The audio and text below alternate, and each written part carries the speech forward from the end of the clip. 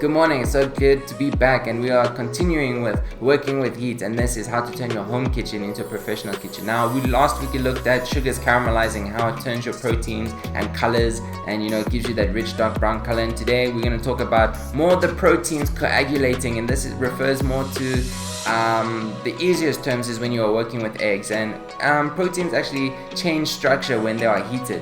And this is what causes it to coagulate. Coagulate is if you think about when you have scrambled eggs, first it's that really smooth, runny liquid, and now when you put it in the pan, it gets all clumpy and clumps up. That's when proteins coagulate.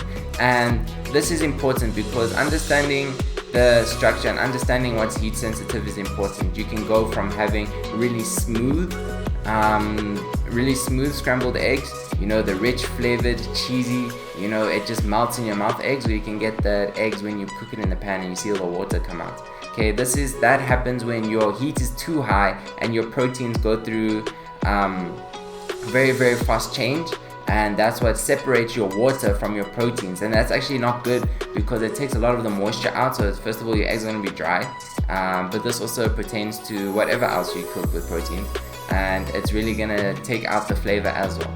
And that's why you got to make sure, am I going to try and do this quick, or do I have time to cook this? Am I going to cook it for 30 seconds? Am I going to cook it for 4 minutes? And stuff like that. And also allowing things to rest, especially when you cook your meats and your steaks, is you got to understand that once they are done cooking, the protein needs to rest. It needs to come back down to the temperature. It needs to come back and really just envelop all that flavor that's inside. Because a lot of you cut meat and you're like, oh man, oh no, look at all this blood that's coming out.